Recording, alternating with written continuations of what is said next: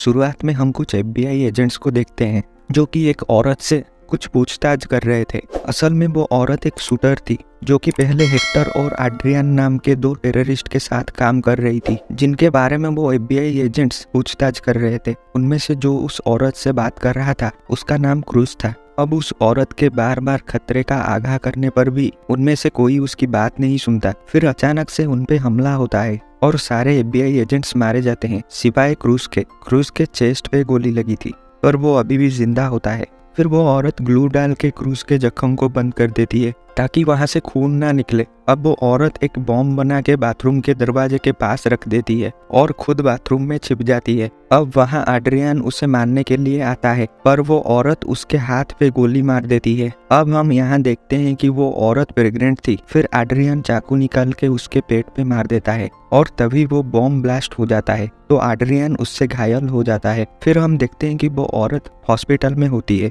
और वहाँ वो एक बच्ची को जन्म देती है। फिर कुछ देर बाद वहाँ FBI की एक स्पेशल एजेंट आती है जिसका नाम विलियम्स था।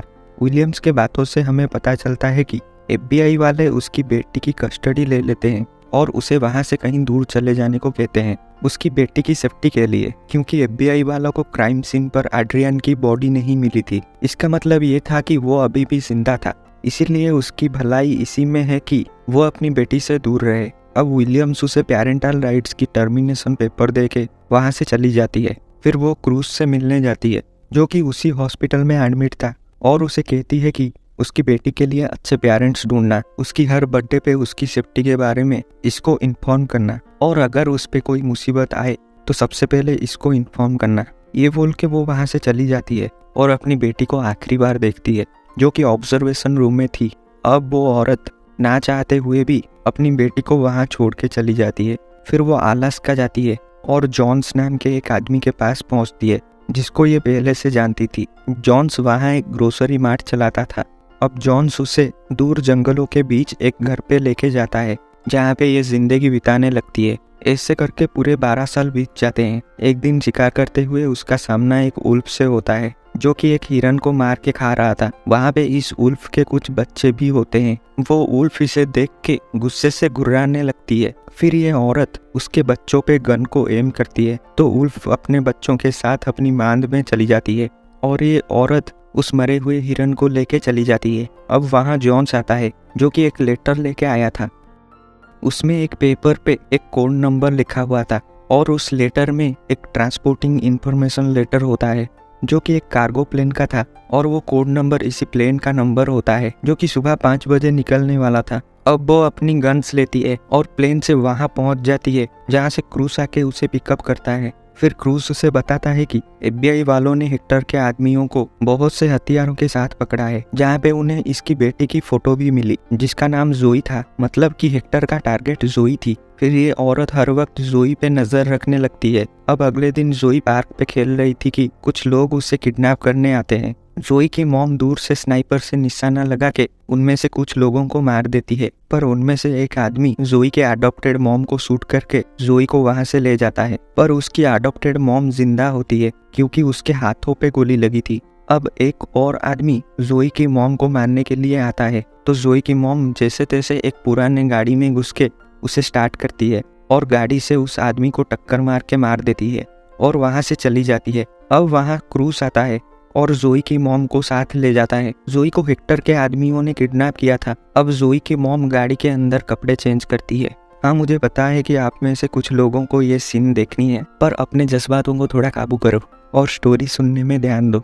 अब वो दोनों जोई के घर पे जाते हैं और जोई की रियल मॉम उसकी बेडरूम में सारी चीज़ों को चेक करती है।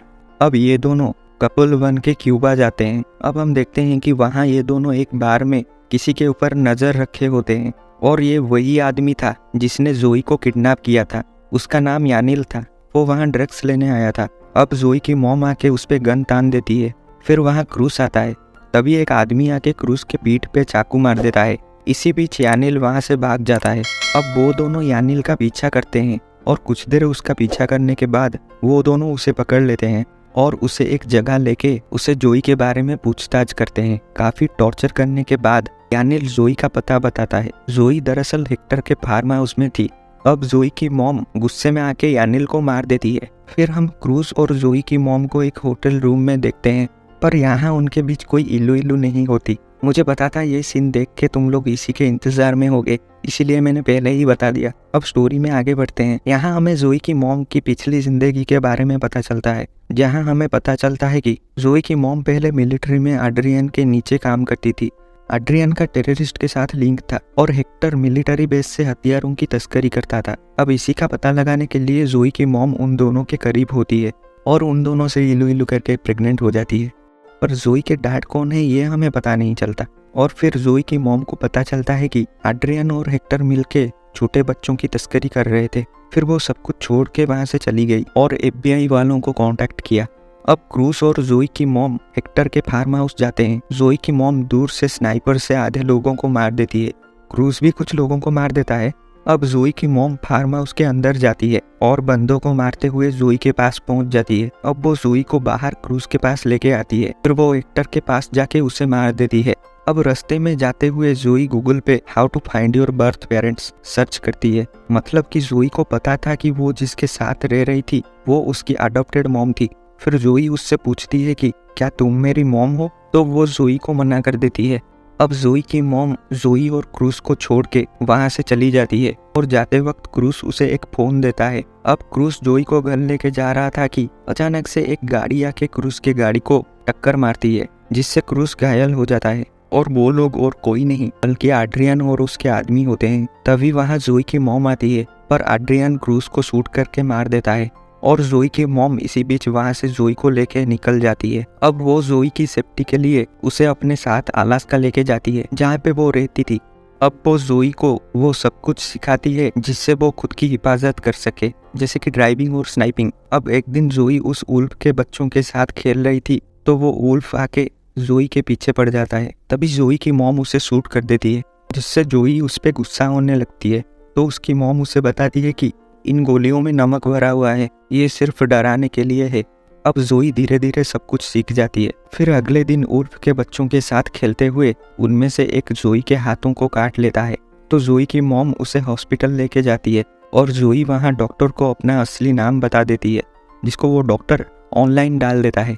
अब जोई की मॉम घबरा जाती है और जोई को जोन्स के पास छोड़ देती है और जोन्स को एक लेटर दे के वहाँ से चली जाती है। अब जोई को ढूंढते हुए वहाँ एड्रियन उसके आदमियों के साथ आता है। फिर जोई को वो लेटर मिल जाती है जो उसकी मॉम ने जोन्स को दिया था। उस लेटर को पढ़ने के बाद जोई का शक यकीन में बदल जाता है। उससे पता चल जाता है कि वो उसकी असली मॉम है और वो ट्रक लेके वहाँ से निकल पड़ती है। अब हम जोई की मॉम को देखते हैं जो कि एड्रियन के आदमियों से लड़ रही थी।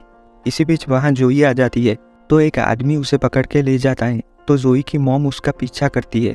फिर वो उस आदमी को मार के जोई को ले आती है। अब वो जोई को लेके स्नाइपर टावर पे जाती है। फिर वो वहाँ से एक आदमी को स्नाइपर से मार देती है, पर तभी एड्रियन उसे बुलाता है और जोई की मॉम भी उसके पास जाने के लिए मान जाती है, क्योंकि उसने जोई को निशाना बनाया हुआ था। अब जोई की मॉम एड्रियन से फाइट करती है। इसी बीच जोई फायर कर देती है, तो गोली उसकी मॉम को लगती है और वो नीचे गिर जाती है। अब एड्रियन जोई को पकड़ लेता है और उसे लेके वहाँ से जाने लगता है। तभी जोई की मॉम को होश आ जाती है। वो मरी नहीं थी, क्योंकि जोई ने उस पे जो गोली मारी थी वो असल में नमक वाली गोली थी। अब वो उठ के एड्रियन पे निशाना लगाती है। जख्मी होने की वजह से उसकी पहली शॉट तो मिस हो जाती है, पर उसकी दूसरी शॉट मिस नहीं होती और वो सीधे एड्रियन के हेड पे लगती है। अब जोई भाग के अपनी मॉम के पास आती है और उसे गले लगा के रोने लगती है। फिर जोई की मॉम जोई को उसके घर पे लेके जाती है, उसके अडॉप्टेड मॉम के पास, और उसे वहाँ छोड़ के चली जाती है। पर हम देखते हैं कि वो अभी भी जोई पे नज़र रखी हुई थी। अब इसी के साथ ये मूवी यहीं पे ख़त्म होती है। अगर आपको वीडियो पसंद आई तो चैनल को सब्सक्राइब कर देना और वीडियो को एक लाइक ज़रूर कर देना।